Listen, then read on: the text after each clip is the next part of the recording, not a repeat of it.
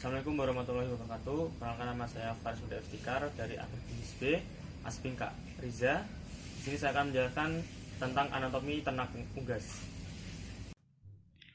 Sebelum melakukan pengamatan, pertama-tama kita melakukan penyembelihan pada ayam, lalu dilanjutkan dengan kegiatan pencabutan bulu ayam. Hal ini dilakukan untuk mempermudah pengamatan.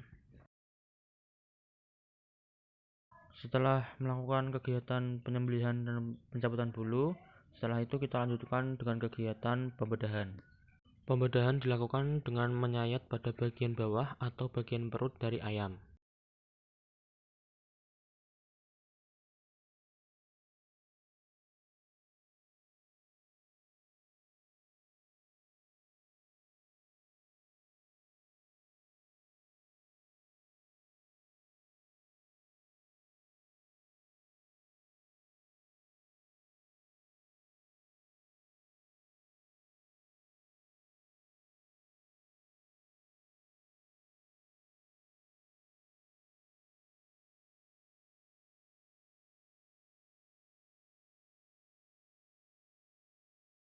Setelah itu, kita melakukan pemisahan antara organ dalam dengan rangka tubuh agar mempermudah dalam pengamatan.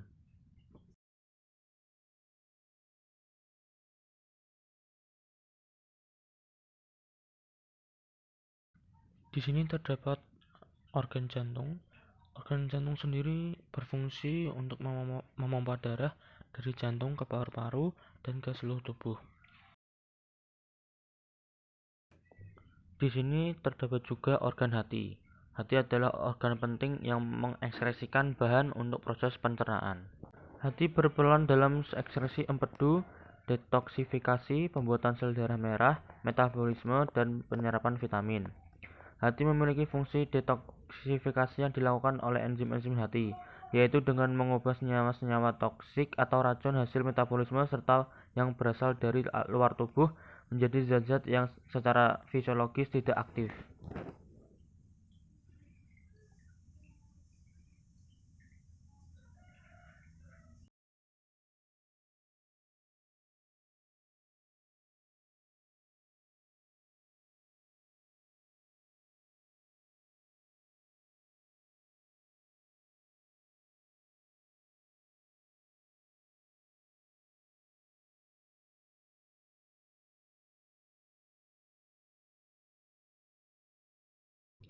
Organ yang pertama ada mulut. Mulut pada unggas berfungsi sebagai alat pengambilan pakan, dan pemecahan partikel digantikan oleh paruh. Mulut hanya digunakan sebagai jalur bahan pakan. Secara umum, di mulut terjadi pencernaan secara enzimatis dan mekanik. Mulut menghasilkan saliva yang mengandung amilase dan maltase yang berfungsi sebagai pemecahan bahan pakan menjadi ukuran yang lebih kecil dan juga digunakan untuk membasahi pakan agar mudah ditelan. Yang kedua ada esofagus. Esofagus adalah saluran yang menghubungkan antara mulut dengan proventriculus. Perbesaran yang dialami oleh esofagus disebut dengan tembolok. Laju ransum sepanjang esofagus dibantu oleh distensibilitas dinding sel dan mukus yang disekresikan kelenjar saliva dan kelenjar esofagus. Kontraksi peristaltik akan mendorong ransum sepanjang esofagus langsung ke proventriculus atau ditahan dulu di tembolok. Yang ketiga ada tembolok. Tembolok mempunyai bentuk seperti kantung yang merupakan perbesaran dari esofagus. Tembolok pada unggas terutama berfungsi untuk menyimpan ransum sebelum masuk ke proventriculus. Tembolok berperan sebagai tempat penyimpanan pakan sementara sebelum masuk ke proventriculus. Organ keempat ada proventriculus. Proventriculus merupakan perbesaran terakhir dari esofagus dan juga merupakan perut sejati dari unggas.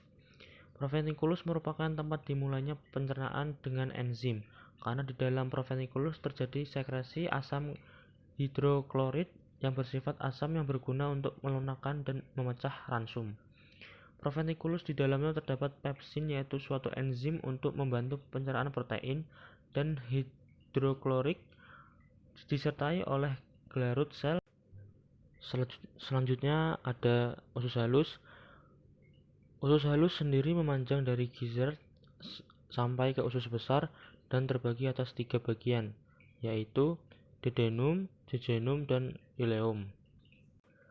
Selaput mukosa pada dinding usus halus memiliki jonjot yang lembut dan menonjol seperti jari yang berfungsi sebagai penggerak aliran pakan dan memperluas penyerapan nutrien.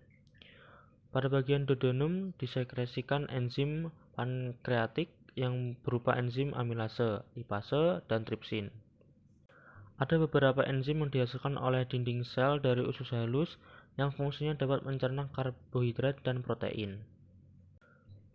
Usus halus menghasilkan getah usus yang mengandung erepsin dan beberapa enzim pemecah gula. Erepsin merupakan pencernaan protein dan menghasilkan asam-asam amino. Enzim yang memecah gula menjadi disakarida menjadi monosakarida. Absorpsi hasil pencernaan ramsum terjadi sebagian besar dalam usus halus. Selanjutnya usus besar. Usus besar adalah kelanjutan dari saluran pencernaan dari persimpangan usus buntu dan kloaka. Usus besar tidak menghasilkan enzim karena kelenjar-kelenjar yang ada adalah kelenjar mukosa. Enzim yang dihasilkan oleh jasad renik di usus besar dan sekum terdapat banyak kegiatan jasad renik. Jasad renik dalam usus besar mensintesa banyak vitamin B dan sebagian ada yang diabsorpsi ke dalam tubuh, namun kebanyakan diekskresikan melalui feses. Reabsorpsi air terjadi di usus besar untuk meningkatkan kandungan air pada sel tubuh dan mengatur keseimbangan air pada unggas. Yang terakhir ada kloaka, merupakan saluran pencernaan unggas terakhir pada kloaka yang merupakan muara keluarnya feses dan urin sebelum dikeluarkan mengalami penyerapan air sekitar 72% sampai 75%. Kloaka merupakan lubang pelepasan sisa-sisa pencernaan urin dan merupakan muara saluran reproduksi. Organ eksterior. Yang pertama, kepala. Pada kepala terdapat cengger, pial, paruh, telinga, dan mata. Yang kedua, leher. Di leher terdapat bulu sekunder sebagai perhiasan ayam. Yang ketiga, badan. Badan bagian depan terdiri dari dada dan sayap.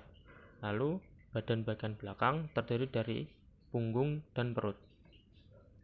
Yang keempat, kaki. Kaki terdiri dari cakar, paha, dan lutut. Yang kelima, ekor. Lalu organ pelindung. Organ pelindung utama yaitu kulit dan bulu. Kulit unggas sangatlah tipis dan terdiri atas dua lapis yaitu lapisan epidermis dan dermis. Lapisan epidermis biasanya tersusun dari bulu.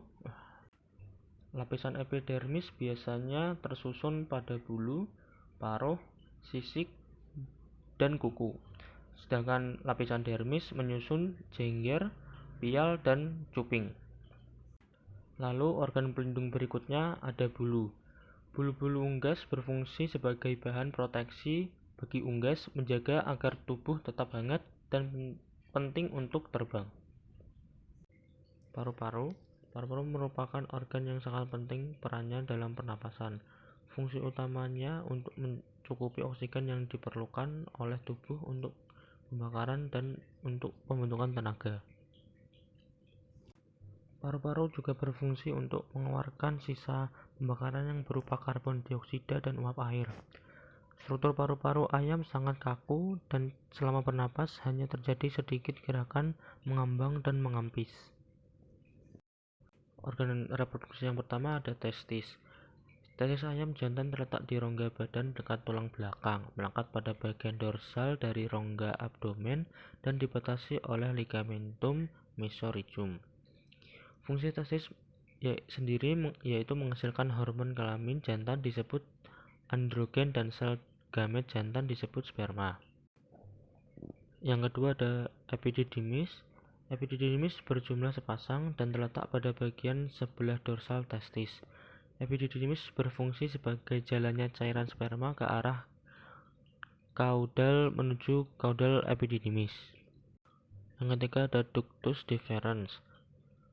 Ductus deferens sendiri berjumlah sepasang. Di dalam saluran deferens, sperma mengalami pemasakan dan menyimpan sebelum ejakulasi. Sekian dari saya, kurang lebihnya saya mohon maaf. Wassalamualaikum warahmatullahi wabarakatuh.